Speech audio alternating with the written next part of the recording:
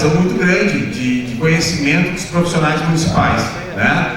Dos médicos, a maioria são os concursados do município até. Quando a gente fala dos terceirizados, que são de fora da rede pública, que estão ali fazendo um plantão, aquela questão provisória, eles desconhecem quais são os medicamentos e acabam prescrevendo medicamentos fora da lista também, né? Então, a importância de conhecer como é que funciona a rede, como é que são os fluxos internos, o encaminhamento administrativo para a aquisição de medicamentos, eu tenho visto assim, coloquei antes até, 54% das ações judiciais são assistência farmacêutica, mas nem a maioria dos processos são de medicamentos que são da nossa rede, medicamentos de nossa responsabilidade. Vou citar um exemplo aqui. No ano de 2022, no Natal, já contei esse exemplo para uns 2, 3 procuradores hoje. O Paulo, você sabe que manda o WhatsApp, eu vou ter a mania todo dia, fora do horário, eu mandar algumas informações para os gestores. Então eu me deparo com uma resolução CIB, Comissão Intergestores Bipartite, onde os municípios assumiram 107 medicamentos que eram de responsabilidade do Estado. De manhã, 8 horas da manhã, ligo para a secretária de Estado, secretária Anitta. Secretária, bom dia. E ela, aquele jeito da Anitta, quem conhece, né?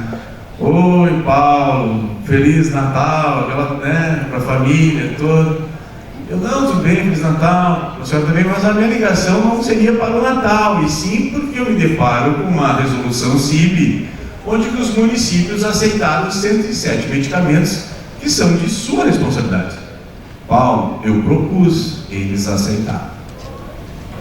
Aí eu liguei para o secretário de saúde, liguei para o secretário Luciano, que estava em Tramandaí, liguei para o secretário de Três Coroas, liguei para o secretário, vários secretários, liguei para Sinimbu, não me esqueço, liguei para Três Coroas, liguei para vários secretários. Que resolução foi essa? Que reunião foi essa? Pai, eu não fui nessa CIB, eu não sabia o que tinha pactuado. Então, pessoal, a gente também, quando eu entendo a fala do procurador jurídico, só que nós, como municípios, também temos a nossa a responsabilidade, porque a partir do momento que eu vou para uma reunião de CIR, uma reunião de CIB, pactuar, eu estou aceitando esta responsabilidade. A pactuação em CIB é as duas esferas, eu estou Estado e município sentado numa mesa. É aquela coisa, quer casar comigo, eu aceito. Se não quero, não aceito, não tem casamento. Paulo, só para... Boa tarde, eu sou João, prefeito de 16 de novembro, fui secretário de saúde durante 8 anos, estou ao lado da nossa ex-secretária também. Essa questão de judicialização, existe uma questão muito improvável de a gente saber, que quando o paciente vai encaminhar lá na promotoria, normalmente alguém encaminha lá e ele sabe para onde é que ele deveria encaminhar, priori, né? Se ele estiver fazendo encaminhamento, e normalmente eles fazem lá 40% do Estado, 60% do município, ou divide e tal. E por que eles não fazem direto para o Estado? Porque quando se vai com... se eu for lá com o prefeito, eu vou chamar um advogado lá, meu parceiro, paga todos esses encaminhamentos, faz tudo direto contra o Estado, aí o Estado paga 100%, depende de como ele encaminhar. E aí quando vai lá o cara não tem para pagar advogado e tal, vai no Ministério Público, né? E aí acontece isso, né? Poderia ser encaminhado direto e o Estado pagar. Mas aí eu vou dar uma sugestão sobre essa colocação. Se eu estou na rede municipal, o meu usuário vai lá na minha farmácia pegar o medicamento, tem a prescrição do nosso médico, não tem? Tem ou não tem? Tem. Alguém prescreveu o remédio, vai lá, a gente vai na farmácia. A farmácia... Tudo bem, mas aí tu não pode. O cara tem que estar na rede municipal, tu tem que fazer a consulta, a gente tem que fazer o caminho. E aí são questões até internas nossas. Tipo, o tratamento fora do domicílio. O município não pode ficar transportando paciente do IP, da Unimed, em veículos oficiais. Isso aí não, os municípios têm que fazer os seus protocolos de tratamento. Mas sobre os medicamentos, e aí tá, a gente tem que regulamentar muitas ações que é da esfera administrativa do município, tá? Mas sobre essa questão do medicamento, se o teu farmacêutico comunica com o médico sabe quais são os medicamentos, já sabe que aquele medicamento não é de responsabilidade do município, o farmacêutico já não pode fazer a solicitação administrativa via protocolo do Estado, Pode, em alguns casos, eu não estou citando o seu município, eu estou falando assim. Eu estou dizendo que no caso desse município nem são registradas, não é competência do paciente e o judiciário dá a sentença para. Não é processo administrativo. Não é processo administrativo nem é da farmácia básica. Então, aquela prescrição chegou como no município? Ou chega através de médico particular, de qualquer médico. A gente tem que secretizar no sul. Mas daí o que acontece? Daí eles vão lá direto no fórum, tu nem está sabendo. E essa ação não está. E o Ministério Público dá. Nem passa lá na prefeitura. Se eles vão lá, o farmacêutico informa que tem que preencher um formulário, para encaminhar para o Estado, para fazer a solicitação. Eles atalham diretamente para o Ministério Público ou pela via judicial. Tá, mas aí então nós vamos chegar na pauta, vou até pular minha apresentação. Outra coisa aí que eu estou perguntando, porque depois a gente esquece, essa questão que falou de transporte de pé, do Unimed, todo nós sabemos, acho que todo mundo sabe. Aí tu vai no transporte e vai ao óbito e o prefeito é condenado. E daí? O que tu tem que fazer? Só que tu tem um tratamento, tem que ter um protocolo a seguir. Mas não dá tempo. Não dá tempo. E vai lá, e eu sei que o município diz, não aconteceu com o município lá, que o juiz obriga a transportar. Deixa eu só esclarecer uma situação. O Ministério Público não emite sentença, e nem tem, digamos assim, poder de polícia para ordenar uma decisão. Tá? A gente pode fazer um pedido ao Poder Judiciário e ponto. Mas essa é a minha contestação, quem está fazendo o pedido, então não sabe. Não, mas aí é um pedido, ele vai ser deferido ou não vai ser deferido. Então, eu acho que chegar... O que eu mesma me deparei algumas vezes, me lembro agora, eu referi que eu estou há 30 anos no Ministério Público, meu primeiro município foi Lagoa Vermelha. E eu me recordo que numa ocasião uma pessoa ingressou lá no atendimento com um problema de saúde. Eu disse, bom, a senhora vá ao hospital tratar dessa situação. Não é algo que eu possa lhe ajudar aqui. E ela só chegou no hospital e disse que tinha saído da promotoria de justiça e internaram ele porque ela tinha saído da promotoria, mas eu não mandei internar. Mas é que às vezes falam, o promotor disse para eu vir aqui, internaram a pessoa. E eu não sei nem o que ele tinha para dizer que eu determinei a internação. Então, assim, eu questiono também se aquela... Eu não sei se hoje o promotor ainda manda, alguns fazem ou não, manda aí com um papelzinho que tem o timbre, onde tinha o timbre do Ministério Público, fazia o que a pessoa queria, né? Só porque ela tinha antes passado na promotoria. Os senhores podem questionar, porque às vezes não é bem assim a história. Porque o Ministério Público não tem atribuição para determinar diretamente que o senhor faça alguma coisa. Mas não o de tem. Canoas oficia o município determinando que seja dada vaga. Então, a senhora pode me trazer a situação para que nós possamos intermediar junto ao promotor para saber o que está acontecendo, porque não é assim que funciona, tá? Vou seguir a minha apresentação aqui, para chegar talvez vai ter um entendimento, para vocês entenderem o que eu quero chegar, porque nós temos, eu vou dizer, nós temos vários termos de cooperação com a Defensoria Pública, com o Ministério Público, com o Tribunal de Justiça para mediar estes conflitos. E todas estas recomendações, resoluções, a gente tem encaminhado muito para os municípios essas informações. Até eu entendo que nós estamos sob uma nova gestão, né? Nós temos mais de 300 secretários novos, muitas ações precisam ser reforçadas, mas eu vejo até que não há preciso também de um esforço por parte também dos municípios para que a gente possa minimizar esse impacto. Não concordo também com muitas decisões de algumas comarcas que nem querem receber o gestor, e isso acontece. Os gestores estão buscando mediação, estão tentando apresentar as recomendações do Conselho Nacional de Justiça, buscar isto de forma de conciliar, explicar a situação da sua localidade, e não são nem recebidos. Por sinal, tivemos várias vezes o apoio da Corregedoria, da Defensoria Pública do Estado, né, do Tribunal de Justiça, para mediar conflitos no interior que estavam acontecendo. Mas também tem situações que às vezes foge a ação da Corregedoria. No caso, uma vez o município ligou para a FAMUR solicitando uma mediação, e o município estava sendo obrigado a pagar R$800 mil por mês para alguns leitos de UTI que eram de responsabilidade do Estado. Então a FAMURS entrou em contato com a corregedoria, buscando a mediação, o que está acontecendo no município tal, o Estado não foi chamado para fazer parte do processo. A corregedora prontamente, pessoal, às 8 horas da noite aconteceu isso, tá? Às 11 horas da noite a corregedora me retorna a ligação. Ô Paulo, tu só me contou uma parte da história, tu não me contou o outro lado. O que houve do outro lado? O gestor municipal se ofereceu para pagar os 800 mil e eu estou com o documento assinado por ele. Depois que ele assinou, ele te ligou. Então, são coisas que acontecem que a gente também não vai questionar. O gestor não é obrigado a aceitar aquele termo, aquela negociação. E aí, pelo que eu fiquei sabendo, não, nem recorreu a decisão, não houve nada. Então, a gente precisa também pautar alguns pontos da nossa responsabilidade também. Né? Só para chegar no final, vocês vão entender os termos que eu quero passar para os senhores. Nós precisamos delimitar bem, porque há confusão. Uma coisa é Ministério Público, isso, promotor de justiça. Outra coisa é defensoria pública, defensor público.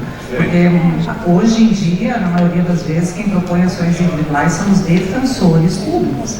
Estão no seu papel legítimo e até muito mais do que os promotores quando se trata de demandas individuais. Então vamos também cuidar de onde vem a demanda, né? Porque muitas vezes não é do Ministério Público, sim da Defensoria Pública, que é outro órgão.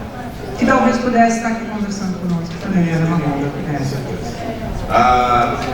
Vou passar uma parte do meu slide aqui para garantir. Na verdade recebemos muitas orientações, né? Orientações.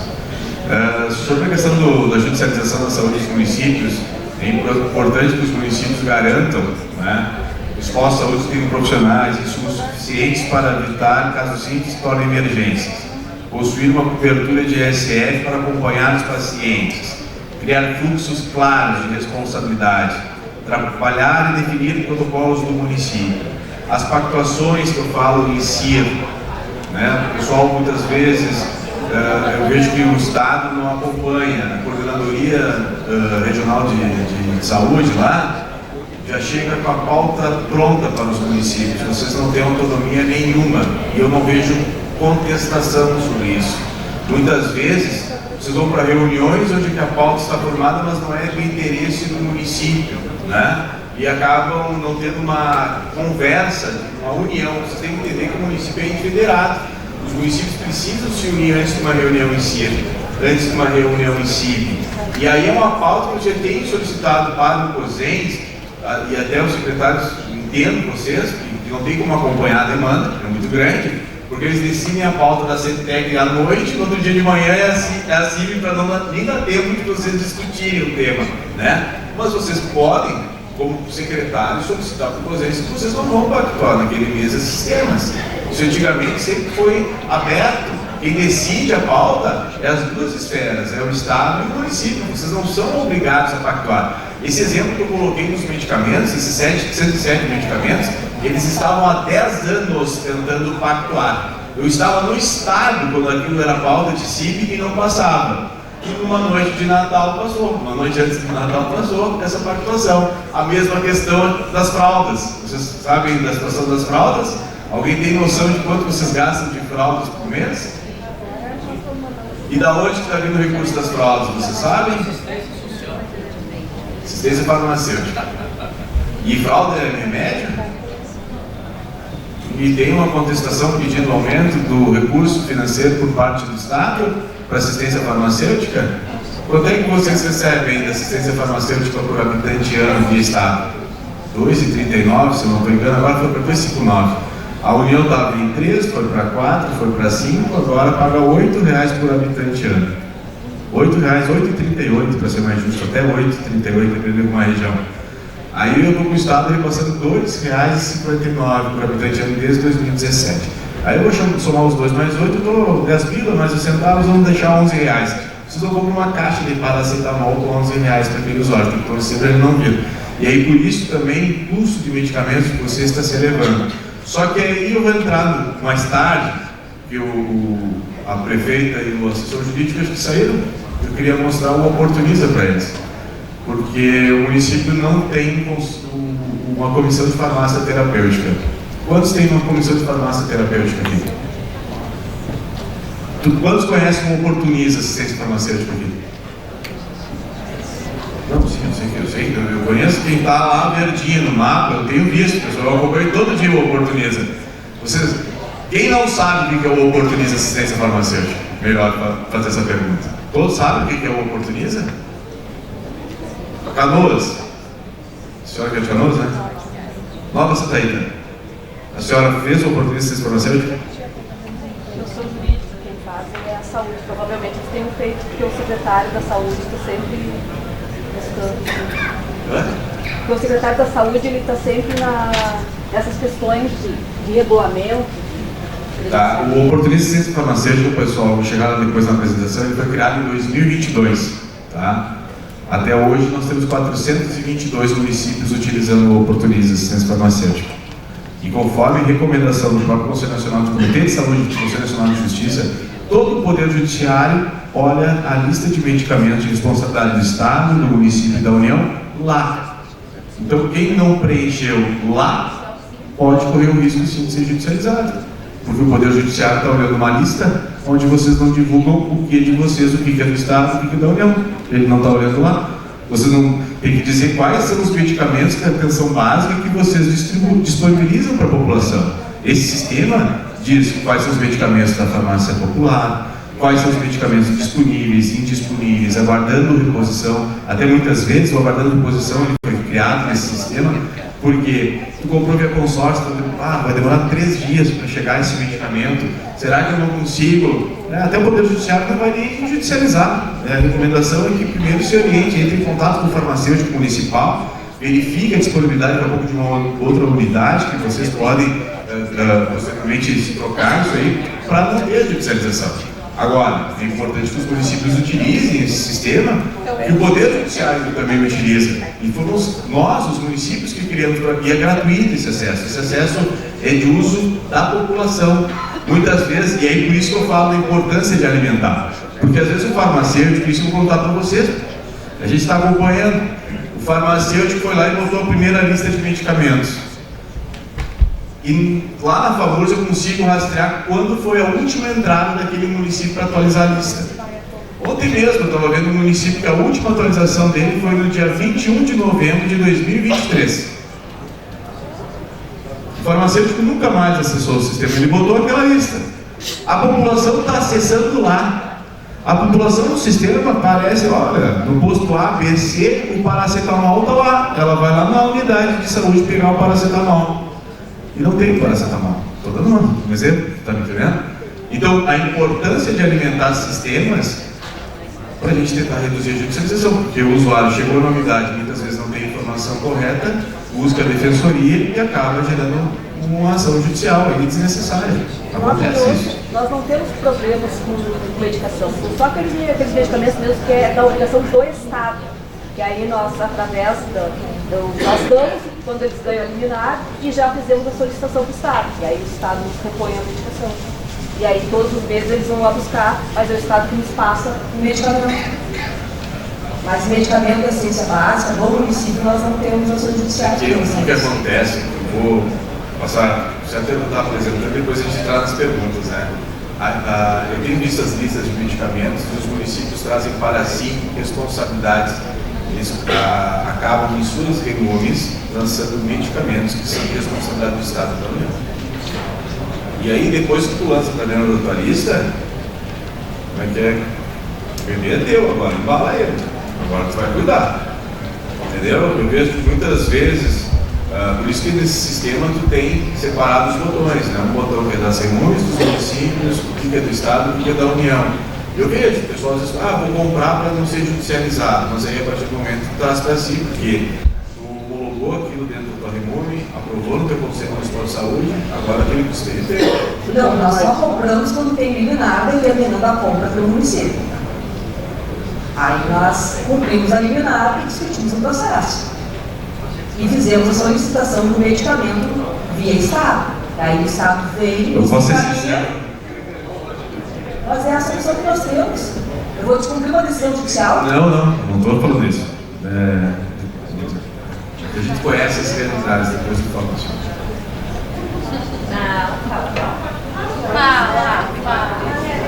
Vocês trocaram de farmacêutico recentemente? Não. Sim. Eu fiquei, a sua farmacêutica ficou 2 anos para fazer um curso na farmácia, ela não foi. Eu liguei para ela umas 8 vezes. Ela ligou para o Conselho Regional de Farmácia, dizendo que ela não tinha autorização do gestor para ir. O gestor tinha autorizado para ela fazer o curso na farmácia, ela não foi fazer. São coisas assim, que a capacitação, a qualificação é importante para isso. Isso que eu estou querendo dizer. A gente quer ajudar os municípios. Agora eu também preciso que o cara lá na ponta precise e queira ajudar o município. Eu tenho situações locais, mas assim, eu quero explicar que a gente sabe das realidades e que às vezes a gente está aqui para ajudar, melhorar a qualificação do gestor municipal. Eu me recordo quando Santa Rita, porque foi a conselheira Zelma Padilha que me ligou e a presidente na época se chamava Letícia Halp. A gente também teve um termo de cooperação com a Conselho Regional de Farmácia, que fiscaliza os municípios, sobre a fiscalização dos medicamentos, que estão bem colocados, para também não judicializar, para entrar numa comunicação, para tentar mediar esses conflitos junto à administração municipal. Então, eu me recordo dessa situação. Até ela ligou para a FAMURS, falou comigo, pedindo que o gestor não tinha autorizado. E aí eu liguei para o prefeito, e o prefeito, mas eu já tinha autorizado, então vamos resolver esse assunto. Tem uma coisa que eu não queria expor. Então, realmente, essa é uma verdade, porque se tem algo que o gestor da cidade, ele prima é pela capacitação. Tanto é que... Ele autorizou, tinha autorizado, mas aí depois a profissional revelou que ela que não queria ver o trabalho. Paulo, só para colaborar com essa colocação, você falou de município chamar para si a legislação, o que nos facilita? Nós aumentamos lá o número de medicamentos de farmácia básica, passado no Conselho Municipal de Saúde, aprovado até por um pedido médico de uma epidemiologia, de muito aquele medicamento em si que não estava na lista. Por que nos facilita? Porque daí nós conseguimos licitar ele através de consórcios e comprar num preço que nos facilita também, não ficar comprando no paralelo. Principalmente medicamentos ansiolíticos. É isso o nome certo? Para depressão, outros que não pertencem à relação da farmácia básica. Então a gente incorpora muito medicamento, e nós lá temos muitos medicamentos para cardíacos, tal, que a gente incluiu porque nos facilita na hora de licitar, que aí tu consegue comprar num preço compatível, do que está comprando no paralelo. Então por isso às vezes o município se vê obrigado a fazer isso. Até para não me alongar, estou vendo que o pessoal do horário, vou fazer a apresentação aqui, depois vocês possam, respeitando também os demais ministrantes aqui, e o questionamento mais é voltado para eles também.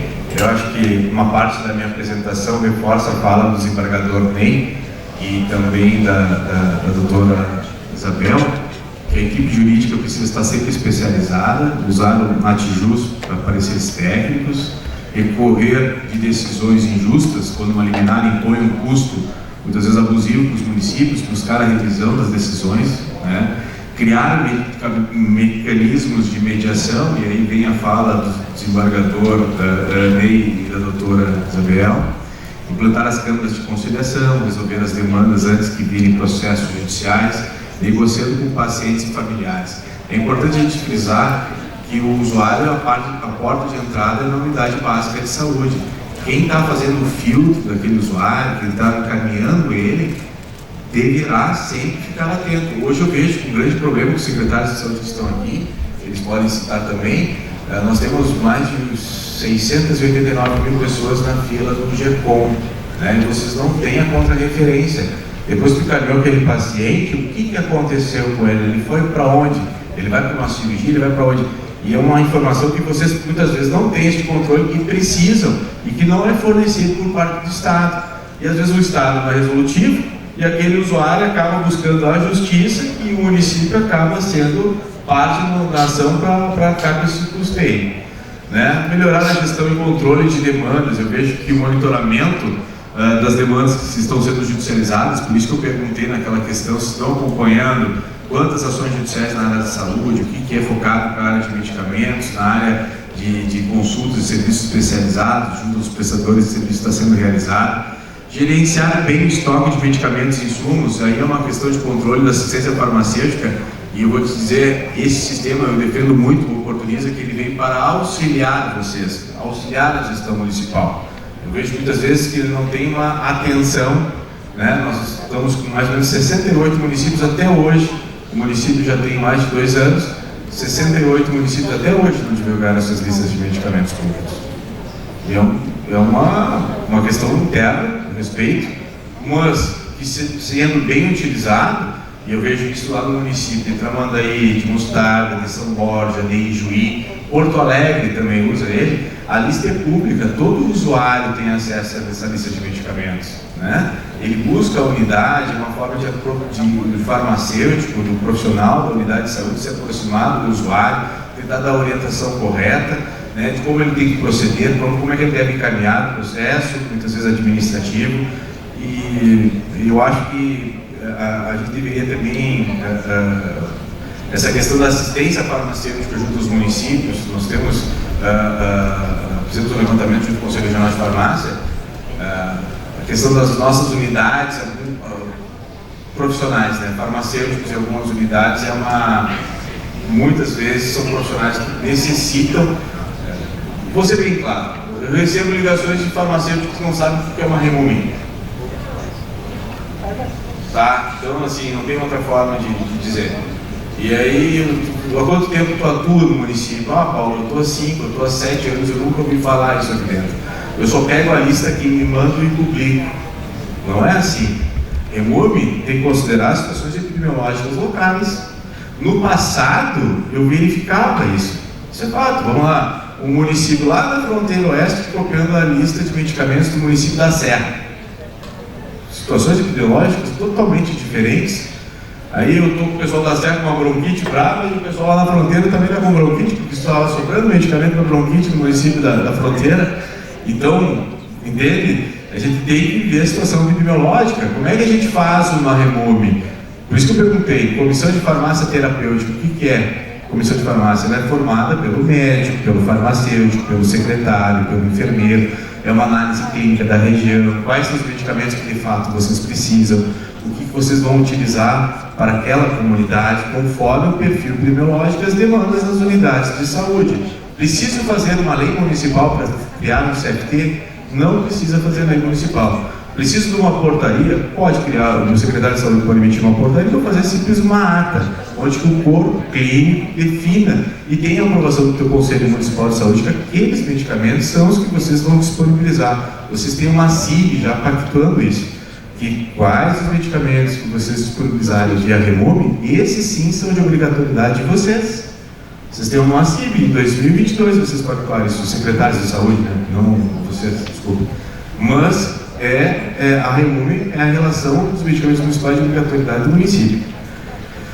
Trabalhar com o Poder Judiciário e o Ministério Público, esclarecer sobre responsabilidades de cada esfera e impacto financeiro das decisões sobre os municípios, buscar decisões mais equilibradas, dialogar para que as ordens judiciais levem em conta a capacidade orçamentária municipal e o princípio da equidade no SUS.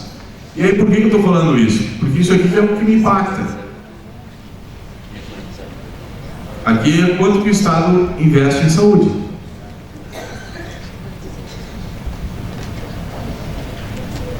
Faço questão de mostrar para vocês, esses dados são dos CIOPs, não é o Paulo que cria, isso aqui vem do Sistema de Informação Orçamentária, vocês podem pesquisar no site do Ministério da Saúde, no DataSUS. Então está lá, tudo 12% do Estado. Mas conforme o Conselho Estadual de Saúde, conforme o Ministério Público de Contas, a nossa verdade é esta aqui.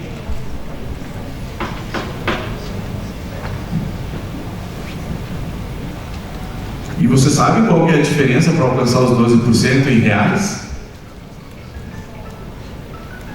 Eu tenho que aplicar 12, eu apliquei em 5, quer dizer que quase metade do meu orçamento não foi. Se eu tinha um orçamento de 4 mil, eu apliquei na verdade 2.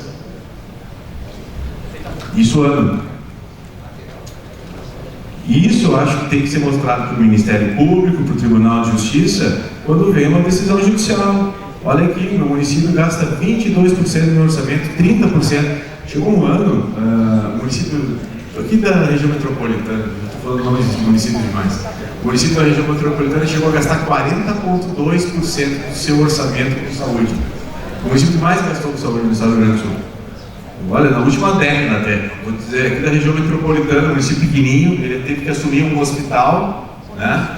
Ele chegou a gastar do seu orçamento, recurso próprio, 40% do orçamento ficou para a saúde, tendo que gastar os 25% da educação. O que ele faz com o resto? Ele não alcança uma folha, e o restante, agricultura, infraestrutura. Então, muito complicada essa situação. Passar para os senhores, então, que de recurso próprio, do ano de 2018, o Estado, do recurso próprio, gastava 4 bi. E em 2023, fechou 5,6 bi. O ano de 2024, eu ainda dependo de 7 municípios que não homologaram os CIOPs, tá? De 2024, para me fazer a média e fechar o valor real. Mas então a gente já tem um parecer aqui de 18 a 23, que se ampliou 1,6 bi. E aí eu vou para municípios. Os municípios lá em 2018 já gastavam 4,9 bi. E em 2023, com recurso próprio, fecharam 8,8 bi. Eu estou falando em bilhões, a média de gasto dos municípios é 22,91%. Os 497 municípios gastam em média 22,91%. Não temos nenhum município abaixo de 15%, mas em compensação a gente se depara que a gente necessita de um financiamento maior por parte do Estado para poder complementar ou efetivar as políticas públicas na área da saúde. E isso é importante que quando venha uma decisão judicial, a gente reforce isso. Muitas vezes o juiz, o promotor, desconhecem como está esse orçamento, como é que foi feito o planejamento de vocês, aonde vocês estão aplicando esses recursos e como é que funcionam essas pactuações, né? A gente muitas vezes adere a programas do Estado e da União e a gente não faz aquele planejamento de custeio mês, de custeio ano. Às vezes vem aquela proposta, vou botar um programa, vou lançar um programa A, vou te dar 30 mil reais por mês. Ah, que ótimo, legal, acho que é viável, vou aceitar, vou aderir ao programa. Só que o custeio daquele programa é 200 mil mês. E daqui a pouco, será que ele é resolutivo para o teu município? Será que ele vai ser eficiente para o teu município, aquele programa? Será que ele vai atender a demanda principal da tua prefeitura? Tem que avaliar essa questão. Eu não sou obrigado a aderir a todos os programas, certo? Exceto que nós temos 6 programas hoje que nós somos obrigados, que é através do decreto 56939 de 2022, né, prefeito? Que nós somos obrigados pelo governador a aceitar 6 programas estaduais, que no meu entendimento são muito bons, só que nós temos realidades em alguns municípios que não precisaria. Ele colocou uma condição, tu não é obrigado, mas se tu não conveniar, todo o recurso vai ser bloqueado teu, então tu acaba sendo obrigado a onerar a tua folha. É isso que acontece.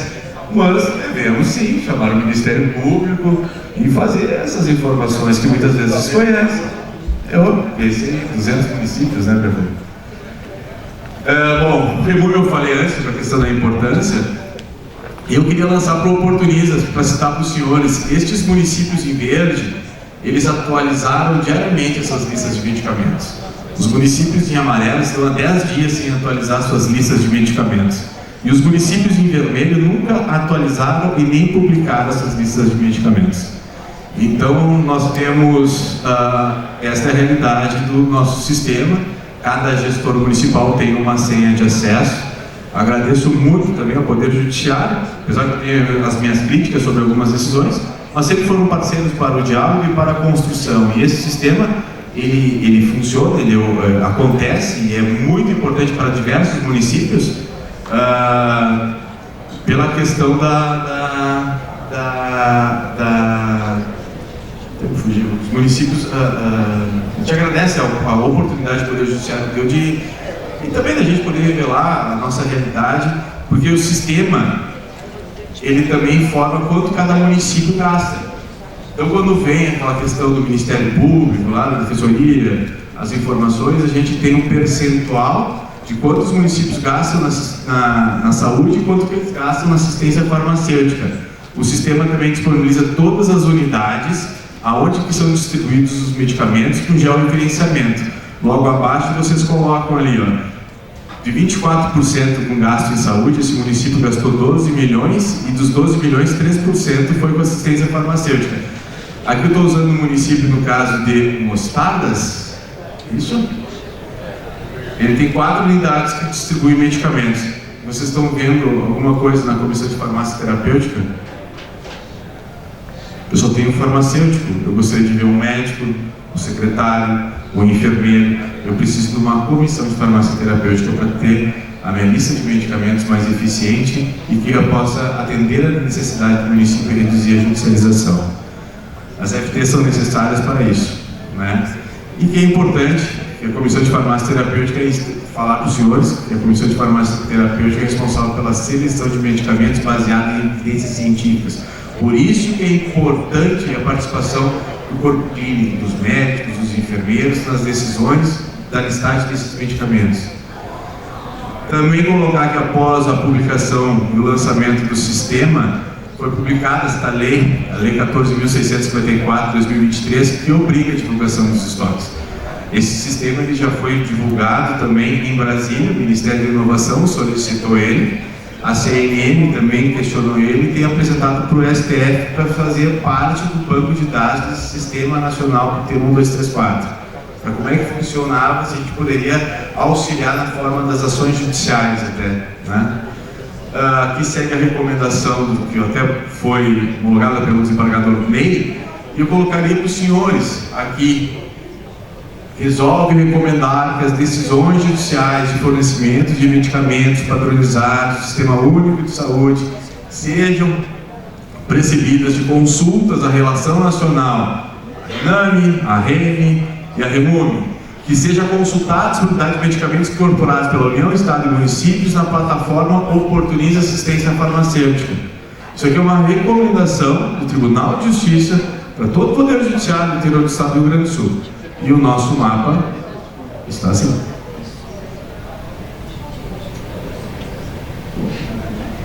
Só para mostrar para os senhores. Paulo, se me permite, até que apareceu ali no documento que eu assinei, eu queria explicar o sentido disso, né?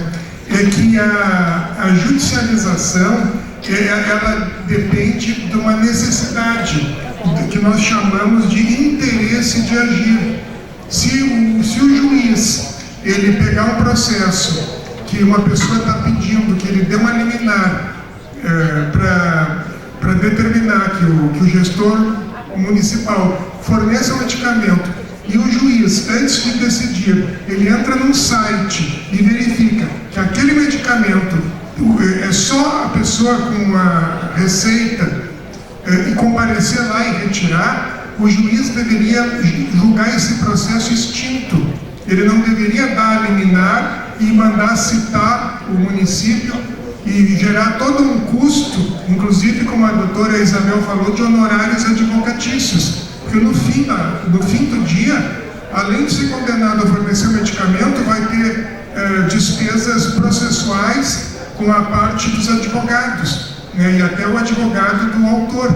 Então, o juiz teria que julgar esse processo extinto, dizendo que não é necessidade da tutela do Poder Judiciário, porque a parte não precisa, porque ele entrou no site e viu que o medicamento está na prateleira e que ele vai lá buscar. Então, foi uma medida que nós adotamos para diminuir a judicialização e fazer também o registro, Paulo, na parte dos agradecimentos por todo esse trabalho também ao Conselho Regional de Farmácia. Desculpa, dei um spoiler aqui, que eles foram muito parceiros também. Eu estava chegando na outra parte. Não. É para repassar aqui, então, segue aí. Eu ia chegar lá naquela parte, nós temos um termo de cooperação, tanto com o Conselho Regional de Farmácia, também com a Defensoria Pública do Estado, né? Então aí eu pergunto para os municípios, muitas vezes chega uma decisão judicial, né? A Defensoria ingressa com a informação do município, questione a Defensoria se ela entrou no sistema oportunista conforme o termo de cooperação, conforme a recomendação, se de fato ela verificou de quem compete a atribuição daquele medicamento, né? Se é qual o ente que é o responsável de disponibilizar aquele medicamento. Estes termos, todos estão dispostos no mesmo sistema, no Oportuniza Assistência Farmacêutica, quando vocês acessarem o sistema, estão lá, abaixo dos botões de acesso, vocês têm tutorial, termo de cooperação técnica CRF, quais são os medicamentos de farmácia popular, a recomendação do comitê do CNJ, a resolução que coloca os medicamentos de vocês, da REMURB, como essenciais, né? A lei que obriga a divulgação, a organização, onde é que entra assistência farmacêutica na organização do SUS, todo esse material técnico está disposto no site da FAMURS. E eu estou me alongando demais, mas acho que eu abri mais para perguntas no início e acabei atrapalhando a minha apresentação, mas de certa forma seria isso. Eu acho que a gente tem que ter um diálogo. Eu acho que a fala da doutora Isabel e do doutor Ney são essenciais. Buscar a Defensoria Pública, buscar o Ministério Público, buscar o juiz o quanto antes de a gente ser provocado até por uma ação. Faça uma visita de cortesia, marquem uma agenda com o juiz, com a defensora, apresentem a realidade de saúde do seu município, quanto vocês investem em saúde, quais são os serviços que vocês têm dificuldade de acesso, aonde que vocês buscamos uma pactuação do serviço de oftalmologia aqui na região e não estamos tendo acesso via comissão de intervenções bipartite. Antes de falar isso para a comarca, para o juiz, oficina Secretaria Estadual da Saúde, protocolo e a solicitação para o Pacto Parencido, a ampliação de serviços, né, quais são as demandas reprimidas de vocês, porque enquanto o Poder Judiciário não visualizar isso, fica difícil até com uma decisão. Não sei se alguém quer fazer uma pergunta, prefeito. Não, algumas considerações, Paulo, que nessas questões de impactação, né, às vezes a gente não consegue combinar tudo, mas nós temos feito, eu sou presidente do Consórcio Municipal de Saúde também, discutido com a Secretaria Anitta a questão lá na nossa região da saúde da mulher. Nós queremos pactuar em São Luís, porque ela estava com o Hospital São José lá e o Hospital de Saúde assumiu o Hospital São José. E aí o que está acontecendo hoje? A pactuação é lá, eles atendiam em São Luís, para a gente continuar atendendo em São Luís, nós temos que estar bancando uma diferença. Essa diferença hoje chega a 50 mil e o valor do serviço que o Estado repassa, se não me engano, é 70 mil. E nós queremos trazer para São Luís, estamos discutindo isso há 2 anos na Secretaria Anitta e não conseguimos ainda um denominador. Essas pactuações a gente sabe que ela devia ser, o município acaba concordando, até porque muitas vezes está acontecendo hoje pelas dificuldades dos hospitais, os hospitais estão abrindo mão dos serviços e nós estamos perdendo as referências. Aí é o caso de que está faltando um aporte maior do Estado, do SUS, com relação nacional, né, da Federação, que não tem reajuste das tabelas há muitos anos. E isso está causando uma saída muito grande de prestadores de serviços do sistema, né? E isso está causando uma despesa cada vez maior para o município. Nós, felizmente, eu tenho que a secretária, que era agora secretária da administração, e a secretária da Fazenda aqui, que eu sempre digo assim, nós nunca gastamos com saúde, nós investimos. E saúde para mim não é gasto, é investimento em bem-estar da população, porque a população doente não produz também, né? Então tem alguns entendimentos dessa forma, é só para colaborar, que a gente, estou puxando de 6 de novembro, o 26 de novembro tem um belo investimento na saúde, não podemos nos queixar, porque a nossa população tem nós como referência na região lá, mas tem essa dificuldade, que a gente reconhece quando a gente faz, através do consórcio, um aporte financeiro para o hospital da referência, toda a porta de entrada da emergência do hospital de nossa referência é bancada pelos 8 municípios, né, que dá mais de 500 mil reais por mês para manter o atendimento 24 horas, porque o hospital não tem capacidade para isso mais, e se nós não fizer isso, nós ficamos sem, né? Então, essa dificuldade. Então, essa questão que eu acho que tem que ter entendimento do próprio Estado, que o Estado deve fazer sua parte nisso, né, Paulo? A gente sabe que o COSEMES muitas vezes briga pelas secretárias, mas muitas vezes concorda com o que o Estado delega. Eu sei que muitos hospitais que chegam para assinar um contrato faltando 10 horas, ou tu assina ou fica sem nada, e o hospital acaba assinando o contrato com tudo que vem do Estado. Então, só para participar disso aí, então, a gente também tem esse conhecimento e essa dificuldade. voltando para a pauta da judicialização, até essa questão do assistir, que várias vezes foi apresentada no comitê. O assistir ele foi criado em 2021. Eu não sou contra a forma como ele foi pensado, né? Pagamento por produção. Ok. A questão de 2021 para cá, nós não tivemos reajustes. E os prestadores de serviço estão se recusando a fazer serviços, porque eles não conseguem pagar o profissional. Eu tenho lá na região da fronteira, estive agora essa semana fazendo uma palestra no município lá de São Borja. Um hospital espetacular. A maior demanda deles é oftalmologia. Isso é uma dificuldade de conseguir profissionais de médicos para atender a demanda no hospital. Não tem o serviço de assistir, o município que está arrecadando com esse recurso, né, tentando manter. Então, essa questão da pactuação, junto com a Secretaria Estadual da Saúde, no ano de 2023, a FAMURS, o COSENS, a Federação dos Hospitais Filantrópicos solicitou um aporte por parte do Estado de 540 milhões de reais ano para poder atender a demanda dos municípios, da população, na verdade, porque a fila de espera é o município onde tudo acontece, né? Então a fila de espera não para de crescer. E o governador nos aportou, sim, 168 milhões de reais. Agora, nós necessitaríamos de 540. 168 acaba não crescendo, não acrescentando em nada. E até vou fazer aqui um agradecimento também, porque a gente sabe que o Tribunal de Justiça tem aportado recursos do Tribunal da Justiça do Estado, orçamento do Poder Judiciário, para a Secretaria Estadual de Saúde para amenizar esse pacto. A gente sabe disso. Só que eu tenho visto aí uma questão que a gente teria que aproximar um diálogo junto dos secretários municipais, da Secretaria Estadual e do Poder Judiciário, aonde que este recurso está sendo alocado, né? Se vocês avaliarem um dado, o QMES, Cadastro Nacional de Estabelecimento de Saúde, a gente viu uma redução de 551 leitos obstétricos, redução de 486 leitos cirúrgicos, redução de 472 obstétricos, cirúrgicos e pediátricos. Então, nos últimos, de 2018 para cá, tive uma redução de 1.500 leitos no estado do Rio Grande do Sul.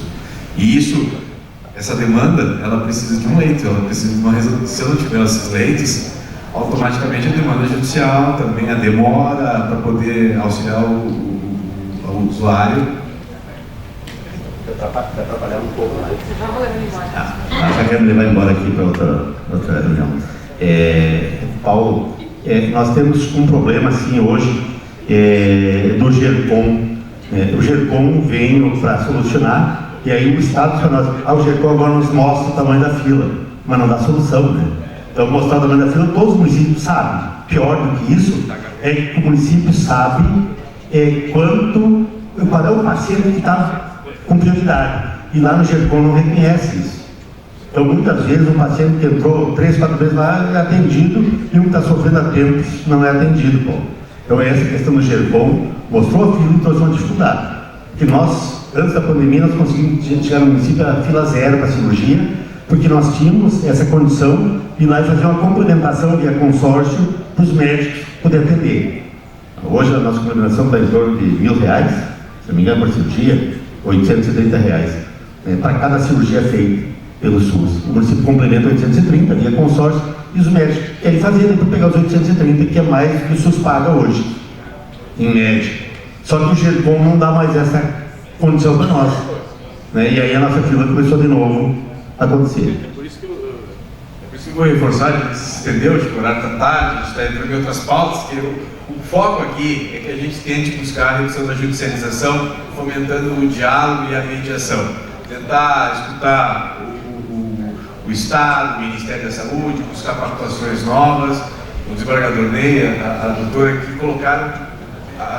se colocaram de portas abertas para receber esse diálogo, essa mediação, buscar medidas para a gente poder auxiliar, né, as nossas também angústias lá na ponta dos gestores, né, reduzir essa demanda judicial, buscar alternativas para atender melhor o usuário. Eu vou passar a palavra para o desembargador Ney, para o doutor Isabel, para a gente concluir, eu acho. Nós temos problemas na regulação do Estado. Aqui não é o fórum para esse debate, mas nós podemos fazer um encontro na FAMURS para aprofundar isso. Me coloco à disposição de receber. Por sinal, aí estaremos recebendo toda a Gran Paulo do auditório da FAMURS para discutir a questão do assistir. Vocês estão sabendo da situação da rede hospitalar da região metropolitana. Amanhã pela manhã estaremos recebendo todos os secretários do auditório da FAMURS. Aqui não é o fórum para isso. Aqui a pauta era judicialização, e a gente acabou trazendo problemas pessoais para resolver aqui. Mas tudo bem, faz parte do jogo.